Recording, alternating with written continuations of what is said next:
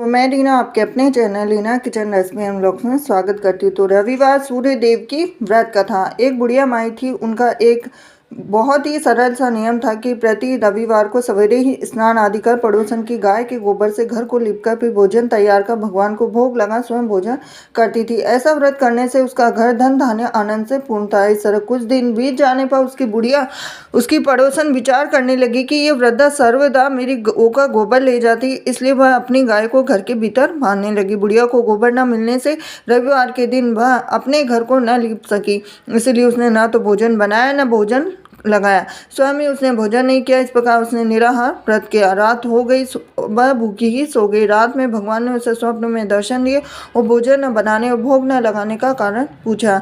बुढ़िया माई ने कहा कि आज मुझे घर लिपने के लिए गाय का गोबर नहीं मिला, जिससे हमारा घर शुद्ध नहीं हुआ, जिससे मैंने खाना भी नहीं बना पाई हूँ, न ही आपको भोग लगा पाई। तब भगवान ने कहा कि हे माता, हम तुमको ऐसी गाय देते जिससे सभी इच्छाएं पूर्ण होती, क्योंकि तुम हमेशा रविवार को गाय के गोबर से घर लीपकर भोजन बनाकर मेरा भोग लगाकर खुद भोजन करती हो। इससे मैं खुद खुश होकर तुमको यह वरदान देता हूँ, अंत समय में मोक्ष देता हूँ। और स्वप्न में ऐसा वरदान देकर भगवान अंतर्धान हो गए। जब वृद्धा की आँख खुली तो वह देखती है कि आंगन में एक अति सुंदर गाय और बछड़ा बंधे हुए हैं।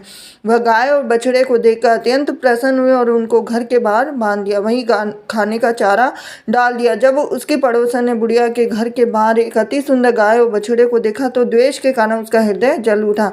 जब उसने देखा कि गाय ने सोने का गोबर किया है तो वह उस गाय के गोबर ले गई और अपनी गाय का गोबर उसकी जगह रख दिया। वह नित्य प्रति ऐसा करती रही और सीधी सादी बुढ़िया को इसकी खबर नहीं हुई। तब सर्वव्यापी ईश्वर ने सोचा कि चालाक पड़ोसन के कर्म से बुढ़िया ठगी जा रही है, तो भगवान ने संध्या के समय अपनी माया से बड़े जोर की आंधी चला दी। तो बुढ़िया ने अंधेरी के भय से अपने गाय को घर के भीतर बांध दिया और प्रातः उठकर जब वृद्धा ने देखा कि गाय ने सोने का गोबर दिया है तो उसके आश्चर्य की सीमा न रही। वह प्रतिदिन गाय को घर के भीतर बांधने लगी। उधर पड़ोसन ने देखा कि बुढ़िया गौ को घर के भीतर बांधने लगी है और उसका सोने का गोबर उठाने का दांव नहीं चलता, तो वह ईर्ष्या से जल उठी। कुछ उपाय न देख उसने उस देश के राजा की सभा में जाकर कहा, महाराज, मेरे पड़ोस में एक वृद्धा के पास ऐसी गाय है जो आप जैसे राजाओं के लिए प्रजा पालन कीजिए। तब वह वृद्धा इतने सोने का क्या करेगी? तो राजा ने यह बात सुन अपने दूतों को वृद्धा के घर से गाय लाने की आज्ञा दी। वृद्धा प्रातः ईश्वर का भोग लगा भोजन ग्रहण करने ही जा रही थी कि राजा के कर्मचारी गाय खोलकर ले गए। वृद्धा काफी रोई चिल्लाई, किंतु कर्मचारियों के समक्ष कोई क्या कहता।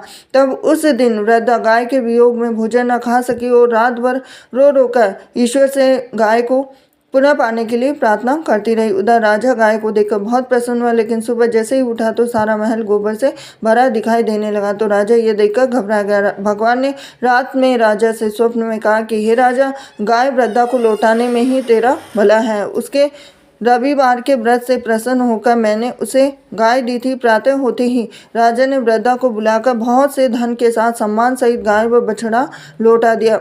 उसके पड़ोसन को बुलाकर उचित दंड दिया गया और इतना करने के बाद राजा के महल से गंदगी दूर हो गई। उसी दिन से राजा ने नगर निवासियों को आदेश दिया कि राज्य की तथा अपनी समस्त मनोकामनाओं की पूर्ति के लिए रविवार को व्रत करो। व्रत करने से नगर के सभी लोग जीवन सुखी से व्यतीत करने लगे। कोई भी बीमारी, प्रकृति का प्रकोप उस नगर पर नहीं होता। सारी प्रजा सुख से रहने लगी।